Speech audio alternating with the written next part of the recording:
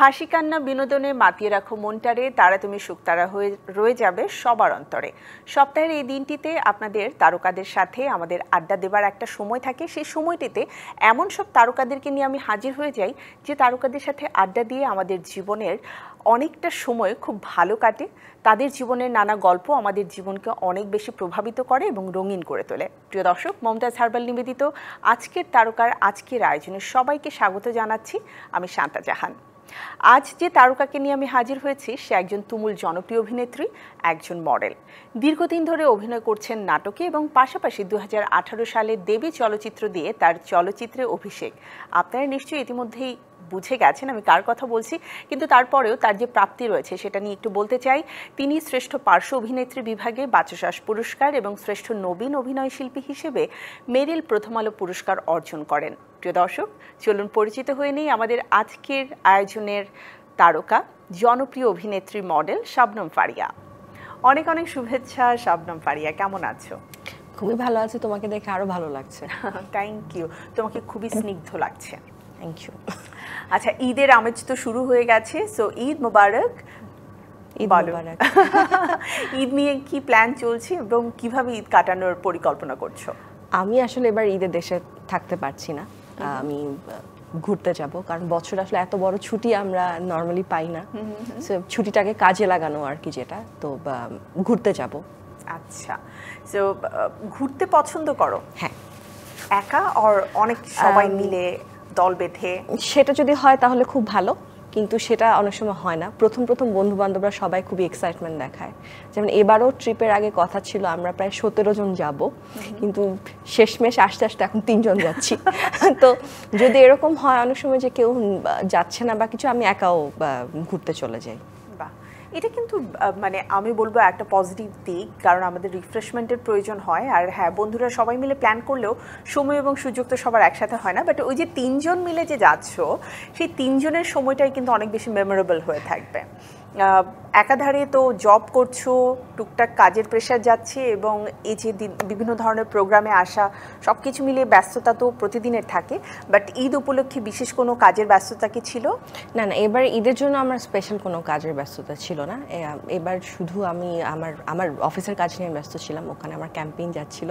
So এখন যেটা হচ্ছে যে আপু, আগে ঈদ মানে তো ছিল নাটক আমার কাছে, মানে ঈদ মানেই 2-3 মাস আগে থেকেই প্রিপারেশন ছিল, টানা ঈদের কাজ চলতো একদম। সো এখন যেহেতু টিভির নাটকটা একদমই করা হয় না আমার, সো এই জন্য আসলে ঈদের যে আমেজটা সেটা এখন একদমই আমার জন্য চেঞ্জ হয়ে গেছে। ওই এখন আর ঈদ ফিল হয় না, মানে ঈদের দিন শুধু মনে হয় আচ্ছা হ্যাঁ ঈদ, বাট আগে যেরকম মানে ঈদ মানে 3 মাস আগে থেকে মনে হচ্ছে যে ও ঈদ আসবে ওই জিনিসটা এখন আর নাই। স্কেজুল মেলানোর একটা ব্যাপার থাকতো। নাটক থেকে হঠাৎ করে এতটা সরে আসার কারণটা কি? শান্তাপু, আমার কাছে যে ধরনের স্ক্রিপ্ট আসে সে ধরনের স্ক্রিপ্ট পড়ার পর আমার মনে হয় না যে আমি এগুলো করতে চাই। এবং একটা সময় ছিল যখন অনেক পারিবারিক গল্প হতো, বা একটা সময় ছিল আমরা একটা গ্রুপ এসেছিলাম একসাথে ইন্ডাস্ট্রিতে, আমি, সিয়াম, তসিফ, সাফা, টয়াপু, এরকম অনেক একটা বড় একই বয়সী ছেলে মেয়ে এসেছিলাম। তো তখন আমাদের এইজ গ্রুপের উপরে অনেক বেস করে অনেক নাটক হতো। কিন্তু লাস্ট কয়েক বছর ধরে নাটকের নাম বলো, নাটকের গল্প বলো বা যাই বলো, সব কিছু হঠাৎ করে পরিবর্তন হয়ে গেছে। এবং এখন যে ধরনের নাটক অনেক বেশি হচ্ছে সে ধরনের নাটকে আসলে আমার কাছে আমি কমফোর্টেবল না। হয়তো দর্শক সেগুলো পছন্দ করে, কিন্তু আমার কাছে মনে হয় যে আমি এই ধরনের কাজ করতে চাই না।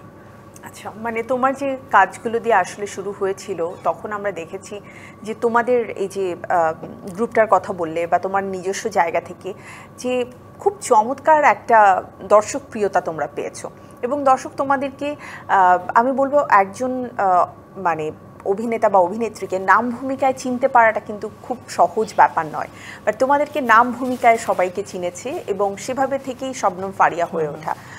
এখন তো আমরা দেখছি ওটিটি প্ল্যাটফর্ম হয়েছে, টেলিভিশন চ্যানেলও অনেক বেড়েছে, ইউটিউবেও প্রচুর কাজ হচ্ছে। আগের যারা নির্মাতা ছিলেন তারাও এখনও রয়েছে, তাহলে কেন গল্পের এই পট পরিবর্তন হওয়া? একটা ব্যাপার তো থাকে, আসলে কমার্শিয়াল একটা ব্যাপার থাকে। এখন যেটা আরেকটা নতুন ব্যাপার যোগ হয়েছে লাস্ট কয়েক বছর, সেটা হচ্ছে ভিউজ।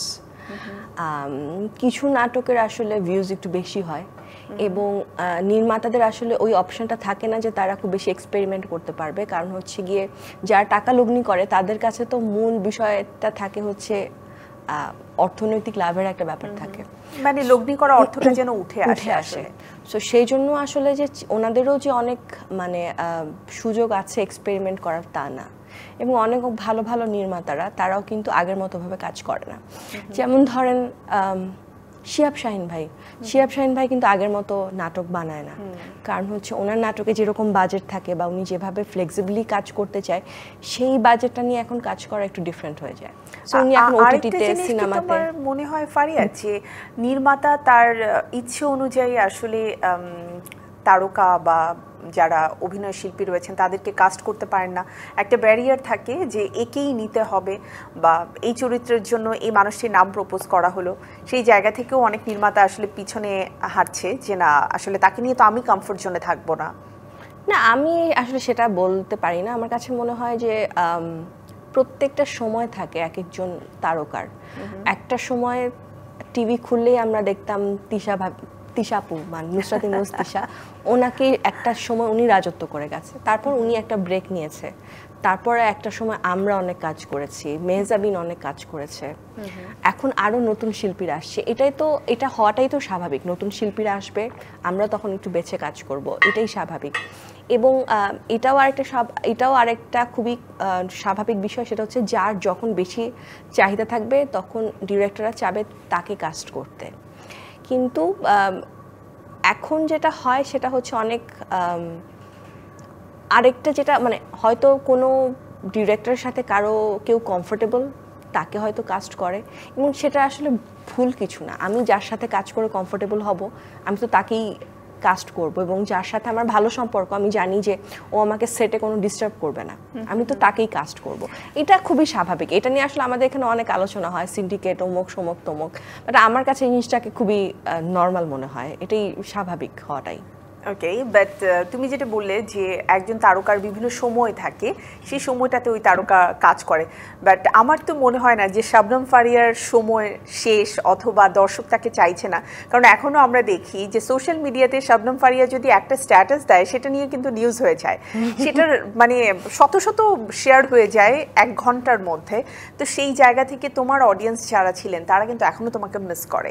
তো তুমি অ্যাকচুয়ালি তোমার সেই অডিয়েন্সের ভালো লাগা ভালোবাসা স্পটলাইটে থাকা, ঈদের সময়টাতে তোমার অনেক কাজ যেটা দেখার জন্য তোমার অডিয়েন্সরা মুখিয়ে থাকতো, মানে সেটা তুমি কতটা মিস করো? আর একই সাথে কর্পোরেট লাইফ, সরাসরি ফুল টাইম জব। আমি মিস করি, আমি ডেফিনেটলি মিস করি, কিন্তু শান্তাপু এটাও আমি বুঝি যে আমি যদি এখন যেহেতু আমি খুবই কম কাজ করি, এখন যদি আমি অ্যাভারেজ বা বিলো অ্যাভারেজ কাজ করি দর্শক খুশি হবে না, দর্শক বরঞ্চ বলবে যে তার থেকে কাজ না করাই ভালো। খুব ভালো কাজ না হলে আসলে আমি করতে চাই না এখন এটা। আর দ্বিতীয় ভিন্ন রকম চরিত্র, একটু ভিন্ন চরিত্র, একটু ভালো গল্প। আর একটা ব্যাপার হচ্ছে আপু, আমি পুরো দমে যখন চাকরি শুরু করেছি তখন তো আসলে ছুটি ছাটার একটা বিষয় থাকে যে ব্রেক নিতে হবে, এটা নিতে হবে। তো দেখা গেল আমি যদি কোনো অ্যাভারেজ গল্পের জন্য ছুটি নেই, পরে যখন ভালো গল্প আসবে তখন আমি সেটা ছুটি নিতে পারবো না। এবং আরেকটা বিষয় হচ্ছে আমি আসলে অভিনয়টাকে খুব ভালোবাসি, সত্যি একদম। আমি এই কথাটা আমি আগেও বলেছি যে আমি পুরো জীবনে কখনোই আমার বাবা মার অবাধ্য হইনি। জীবনে আমি একবারই মানে বাসার সাথে ডেসপারেটলি ডিসএগ্রিমেন্ট ছিল আমার, সেটা হচ্ছে আমি অভিনয় করতে চাই এবং তারা চায় না। সো অভিনয়টা আমার কাছে খুবই ভালোবাসার জায়গা। তো আমি ঘুম থেকে উঠে যখন শুটিংয়ে যাই আমি এক্সাইটেড হতে চাই যে আজকে আমি একটা সুন্দর গল্পে কাজ করব, আজকে আমি একটা নতুন গল্প, এরকম। ওই এক্সাইটমেন্ট যদি না থাকে, শুধুমাত্র হ্যাঁ এটা সত্যি কথা যে অভিনয় করলে আমরা অনেক টাকা আর্ন করি, এতে কোনো সন্দেহ নাই, বাট শুধুমাত্র ওইটার জন্য আসলে আমি অ্যাভারেজ বা খারাপ স্ক্রিপ্টে কাজ করতে চাই না, যে একটা নাটক শেষ হওয়ার পর আমাকে দর্শক বলবে যে আর এটা কী করলো। কিন্তু আপু যখন আমরা রেগুলার কাজ করতাম আমি তখন আসলে যে খুব বেশি বাদ বিচার করতাম তা না, কারণ তখন ওটাই আমার পেশা, নেশা সব কিছু ছিল। তখন ধরেন 2টা ভালো কাজ করলে একটা খারাপ কাজ করলেও খুব একটা গায়ে লাগতো না, বাট এখন তো আমি খুবই কম কাজ করি। এখন যদি আমি একটা কাজ করি আমি চাই সেই একটাই যাতে খুব ভালো হয়। সো এটা একটা বিষয়। ওটিটি প্ল্যাটফর্মে তো এখন অনেক ভিন্ন ভিন্ন গল্প নিয়ে কাজ হচ্ছে, চরিত্রের মধ্যেও আমরা অনেক ধরনের বৈচিত্র্যতা দেখি।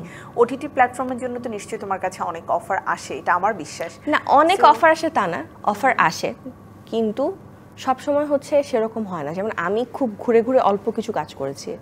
একটা যেমন ছিল হচ্ছে অমিতাভ রেজার সাথে, তারপরে একটা ছিল হচ্ছে দোদুল ভাইয়ের সাথে, এগুলো একটু বড় প্রজেক্ট ছিল। হ্যাঁ, এবং এগুলো আমি বলবো ডিরেক্টর এবং তোমাদের যে একটা আন্ডারস্ট্যান্ডিং, এটা আসলে পূর্ব পরীক্ষিত। কিন্তু একদম নতুন জেনারেশনের যে সকল ডিরেক্টরকে আমরা দেখছি যে যারা ওটিটি প্ল্যাটফর্মে এসে খুবই ভালো কাজ করছে, তাদের সাথে আসলে কি ওই সখ্যতাটা গড়ে উঠেছে? আমি তো অনেক দিন ধরে নিয়মিত কাজ করি না, যার জন্য ওদের সাথে আমার পরিচয়ও নাই, এটা একটা বিষয়। আর আরেকটা বিষয় হচ্ছে নতুনরা যারা কাজ করে ওনাদেরকে আসলে ওটিটি প্ল্যাটফর্ম থেকে ফিক্স করে দেয়, বা যারা আমি এই প্রশ্নটাই কিন্তু করেছিলাম যে এই যে পরীক্ষিত একজন অভিনেত্রী যাকে আমরা মিস করছি বিকজ হচ্ছে তুমি ওই যে পরিচিত নেই, মানে ইট ডাজন্ট মিন যে তোমার সবার সাথে পরিচয় থাকতে হবে না, এটা তো রিস্কিও হয়ে যায়। এত বড় একটা প্রজেক্ট, আপনি যখন কোনো বড় প্রজেক্ট করবেন তখন আপনি ডেফিনেটলি এরকম কোনো আর্টিস্টের সাথে কাজ করতে চাইবেন যার সাথে আপনি অলরেডি কমফোর্টেবল, কারণ অনেক বড় প্রজেক্টে আসলে অনেক থাকে, পরিচয় না হলে কমফোর্টেবল হওয়া পসিবল না। মানে হ্যাঁ, এক্স্যাক্টলি, মানে আমি পরিচয় হতে হবে, এবং একজন ডিরেক্টরকে কিন্তু রিস্ক নেয়ার যে ক্ষমতা সেটাও তাকে থাকতে হবে। কারণ আমি এই বিষয়টাতে একটু কথা বলবো ফারিয়া তোমার সাথে, কারণ আমি তোমার অভিনয় মিস করি। তো সেই জায়গা থেকে এরকম ফারিয়ার মতো আরো অনেক 10টা অভিনেত্রী আছে বা অভিনেতা আছে যাদেরকে আমরা প্রতিনিয়ত মিস করে যাচ্ছি। অনেক কাজ হচ্ছে কিন্তু তাদেরকে আমরা ফিরে পাচ্ছি না। তো আমি ছোট্ট একটি বিরতি নিয়ে তোমার কাছে ফিরে আসছি। প্রিয় দর্শক, আড্ডা হচ্ছে আমাদের আজকের অতিথি শবনম ফারিয়ার সাথে। আবারও ফিরবো আড্ডায়, তার আগে নিয়ে নিচ্ছি মমতাজ হারবাল নিবেদিত আজকের তারকার আয়োজন থেকে ছোট্ট একটি বিরতির সাথেই থাকুন। বিরতির পর আবারও স্বাগত মমতাজ হারবাল নিবেদিত আজকের তারকায়। প্রিয় দর্শক, গল্প করছি আমাদের প্রিয় অভিনেত্রী শবনম ফারিয়ার সাথে। আবারও ফিরে যাচ্ছি আড্ডায়। যদিও ঈদের সময়টা, ঈদ নিয়ে অনেক কথা বলবার কথা, কিন্তু আমি তো আসলে মিস করছি শবনম ফারিয়াকে। তো আজকে যেহেতু পেয়ে গেছি, এই প্রশ্নগুলো আমি রাখতে চাই। এই যে বললে যে কমফর্ট জোনে না থাকা বা পরিচিত না, তো তুমি একজন অভিনেত্রী বা একজন অভিনেতা, তার তো আসলে সবার সাথে পরিচয় থাকতে হবে ব্যাপারটা এমন নয়, কিন্তু আমি জানি তুমি অভিনেত্রী। সো আমার যে চরিত্র রয়েছে সেই চরিত্রের প্রয়োজনে আমি কমফর্ট জোন না খুঁজে আমি যদি একজন ভালো অভিনয় শিল্পীকে খুঁজে বের করি, তাহলে তো আমি একজন ডিরেক্টর হিসেবে নিজে স্বেচ্ছায় পরিচিত হব। তো সেই জায়গাটা থেকে মনে হয় না যে একই মানুষকে নিয়ে বারবার ভিন্ন ভিন্ন প্রজেক্ট করলেও মানুষের মধ্যে একটা একঘেয়েমিতা চলে আসে যে আচ্ছা উনি মানেই তো এই চরিত্র। এবং একজন অভিনেত্রী ডেফিনেটলি সে যদি অনেক ভালো এবং পরীক্ষিত হয়, কতটা ভ্যারিয়েশন তার দেয়া সম্ভব মানে ব্যাক টু ব্যাক প্রজেক্টে? আপু, একটা প্রজেক্টে আসলে অনেক পিছনের স্টোরি থাকে, মানে শুধু যে ডিরেক্টরের উপরে নির্ভর করে না, যেটা আমরা বলছিলাম এর আগে। আসলে একটা প্রজেক্টের সময় একটা কমার্শিয়াল দিক দেখে, ডিরেক্টর তার প্রেফারেন্স দেখে, যারা প্রডিউস করে তারা তাদের প্রেফারেন্স দেখে, এবং একটা সময় থাকে যখন যার চাহিদা বেশি থাকে তখনও তাকে সবাই চায়। এবং এটা একটা ট্রেন্ড হয়ে গেছে অনেক বছর ধরেই, যে দর্শক যাকে চায় ওই সময়ের জন্য সবাই তাকেই কাস্ট করতে চায়। তো তার পক্ষে আসলে এত ভ্যারিয়েশন রেখে কাজ করা ডিফিকাল্ট হয়ে যায়, কারণ when you will work 20 days in a month, তোমার তো আসলে তখন চরিত্র নিয়ে এত বেশি এক্সপেরিমেন্ট করার সুযোগ থাকবে না। আমরা প্রায় দেখি, যেহেতু আমাদের কস্টিউম আমাদের নিজেদের করতে হয়, যে একজন তারকাই অনেকগুলো নাটক একই কস্টিউম রিপিট করছে, কারণ তার কাছে সুযোগ নেই। ধারাবাহিক হলে তো আমরা সবসময় দেখি রিপিটেশন। ধারাবাহিকটাতে তাও লজিক্যাল যে ধারাবাহিক যাচ্ছে করা, বাট সিঙ্গেল নাটকে দেখা গেল 4-5টা নাটকে একই কাপড় রিপিট করছে, কারণ ও সুযোগই পাচ্ছে না কাপড় কেনার বা ইয়ে করার। সো এটা আসলে আমাদের কালচারটা এরকম। বাট এখন এই মুহূর্তে ওভারঅলই প্রোডাকশন অনেক কম হচ্ছে, বড় প্রোডাকশন তেমনভাবে হচ্ছে না এখন। সো একটু হয়তো সময় লাগবে আমাদের আবার পুরা দমে ঘুরতে চাকা, কিন্তু ওভারঅল আমাদের ইন্ডাস্ট্রি একটু খারাপ সময়ের মধ্যে দিয়ে যাচ্ছে। ওকে, কমার্শিয়াল কাজের কথা বলছিলে, একটু যদি চলচ্চিত্রের দিকে তাকাই, আমরা অনেককেই দেখছি যে ছোট পর্দা থেকে এখন বড় পর্দামুখী হয়েছে, নায়িকা হিসেবে আবির্ভাব হচ্ছে। তো শবনম ফারিয়ার ক্ষেত্রেও কি আমরা এমন কোনো কিছু দেখবো যে ইন ফিউচারে সরাসরি বড় পর্দায় নায়িকা হিসেবে? না, আমার আসলে এখন আমার মনে হয় এই মুহূর্তে আমার নায়িকা হওয়ার যে একটা নায়িকা, আপু আমার কাছে নায়িকার ব্যাপারটা খুবই ডিফারেন্ট। মানে এখন অনেকেই কাজ করছে, অনেকেই নিচ্ছে, কিন্তু নায়িকার আসলে আমি খুবই সেকেলে নায়িকার ব্যাপারটা। তা আমার কাছে হচ্ছে নায়িকা ইয়াং হবে, অনেক সুন্দর হবে, নায়িকার চুল উড়বে। হ্যাঁ, যেমন আমার পূর্ণিমা আপাকে এখনো দেখলে মনে হয় যে আল্লাহ কি সুন্দর পূর্ণিমা আপা। নায়িকার ব্যাপারটা আমার কাছে এখনো সেরকম। আমি কখনো নায়িকা হতে চাইনি, এবং আমি আমার কাছে মনে হয় না যে আমি নায়িকা ম্যাটেরিয়াল। আমি সবসময় অভিনয় করতে চেয়েছি, আমি অভিনেত্রী হতে চেয়েছি, অভিনয়ের সুযোগ চেয়েছি। আমি কখনো নায়িকা মানে আমি ঢুকবো, চুল উড়বে, ওড়না উড়বে, আমি আসলে ওই ম্যাটেরিয়াল না। আমি কখনোই এই ধরনের চরিত্রে কাজ করতে চাইনি, এবং এখন তো আমি অনেক বড় হয়ে গিয়েছি, এখন আমাকে চাইলে এই ধরনের চরিত্রে আমার মনে হয় না ভালো লাগবে। কারণ প্রত্যেকটা দেবী টাইপের কোনো চলচ্চিত্রের দেবী টাইপের বা একটু ডিফারেন্ট কিছু, আপু প্রত্যেকটা বয়সের একটা আলাদা সৌন্দর্য আছে, এবং প্রত্যেকটা বয়সের আলাদা চরিত্র আছে। এখন যদি আমি ইউনিভার্সিটি গোয়িং চরিত্র করি সেটা দেখতে ভালো লাগবে না, কারণ আমাদের দেশে আসলে আশেপাশের দেশের মতো বা হলিউডের মতো এরকম প্রস্থেটিক নেই যে 52 বছরের আমির খানকে 26 বছরের আমির খান দেখানো সম্ভব। আমাদের পক্ষে এখন পর্যন্ত ওটা সম্ভব হয় না। সো বাট এখন ভালো কাজ হচ্ছে। আমি যেমন প্রিয়তমাতে দেখেছিলাম সাকিব ভাইয়ের খুব ভালো একটা প্রস্থেটিকের কাজ ছিল। ওটা অ্যাকচুয়ালি বাজেটের একটা ইস্যু আছে, বাইরে থেকে হায়ার করে আনা হয়েছে তাদেরকে। সো আমার কাছে মনে হয় আমি এই বয়সে আসলে এরকম নায়িকা সুলভ আচরণ করতে চাই না, চরিত্র করতে চাই না। আমি আমার বয়সের সাথে যাবে এবং আমার করে আমি আনন্দ পাবো, আমি এরকম চরিত্র কাজ করতে চাই। যেহেতু পুরোদস্তুর একজন কর্পোরেট উইমেন হয়ে গেছো, নেক্সট যে প্ল্যান লাইফ নিয়ে সেটা কি আসলে? অভিনয় নিয়ে সময় একটু বাড়াবে, নাকি হচ্ছে পুরোদস্তুর একজন কর্পোরেট পার্সন হিসেবেই নিজেকে প্রতিষ্ঠিত করতে চাও? না, আমি অভিনয়টা করতে চাই। আমি অভিনয় মিস করি, আমি সেটে যাওয়া মিস করি, আমি ওই যে তাড়াহুড়াটা থাকে যে ও আচ্ছা এইটা কস্টিউম লাগবে, ওটা আমি ওটা খুবই মিস করি। সো আমি অভিনয় করতে চাই, আমি দুইটাই একসাথে করতে চাই। আমাদের অনেকেই কিন্তু করে, আমাদের মিথিল আপু করেছে, অপি আপা করছে। সো আমিও দুইটাই ওইভাবেই মেইনটেইন করতে চাও।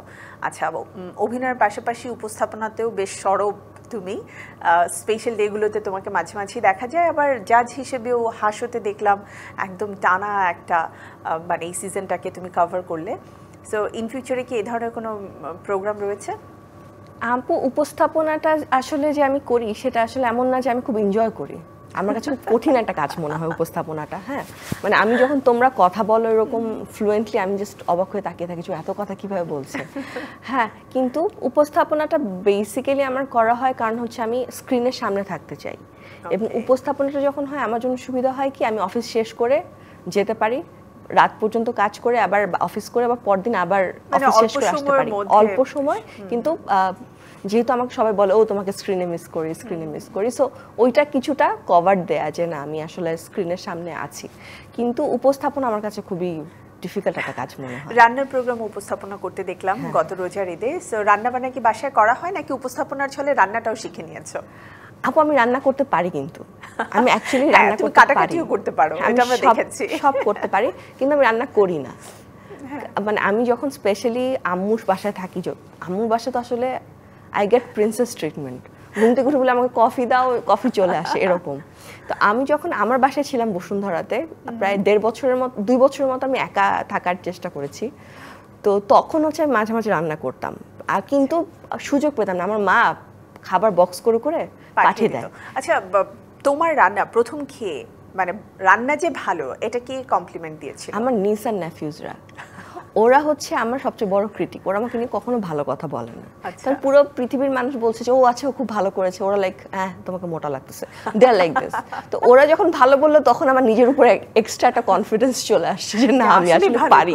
তোমার নতুন কাজের অপেক্ষায় আমরা থাকলাম, এবং আমরা চাইবো যে শবনম ফারিয়া আসলে যে ধরনের চরিত্রের জন্য অপেক্ষা করছে সে ধরনের চরিত্র নিয়ে কোনো একজন ডিরেক্টর আজকে নিশ্চয়ই যারা আমাদেরকে শুনছেন বা দেখছেন তারা অবশ্যই হাজির হবেন, এবং অনেক অনেক শুভকামনা থাকবে তোমার জন্য এবং আন্টির জন্য। ঈদের অনেক অনেক শুভেচ্ছা। থ্যাংক ইউ আপু আমাকে ইনভাইট করার জন্য। তোমাকে দেখেও খুব ভালো লাগছে, এবং ডিবিসিতে এসে আমার খুব ভালো লাগছে, আমি প্রথমবার এসেছি। সো দর্শকদেরকে অ্যান্ড তোমাকেও ঈদের অনেক অনেক শুভেচ্ছা। আপনাদের ঈদ খুবই ভালো কাটুক। Thank you. প্রিয় দর্শক, এই ছিল আমাদের আজকের আড্ডা। কেমন লাগলো আমাদের আজকের আড্ডায় আমাদের তারকা অভিনেত্রী শাবনম ফারিয়ার সাথে? নিশ্চয়ই ভালো লেগেছে। আসলে আমরা চাই আপনাদের জন্য আমাদের স্পেশাল ডে বলুন আর আমাদের আজকের তারকার যে কোনো আয়োজন তারকাদেরকে নিয়ে একটু স্পেশাল করে তুলতে। তো এই ধারাবাহিকতা সবসময় থাকবে। আজকের মতো আমি বিদায় নিচ্ছি, দেখা হবে আবারও আগামী আয়োজনে। সে পর্যন্ত আপনারা সবাই ভালো থাকুন, সুস্থ থাকুন আর চোখ রাখুন ডিবিসিতে আজকের তারকায়। আল্লাহ হাফেজ।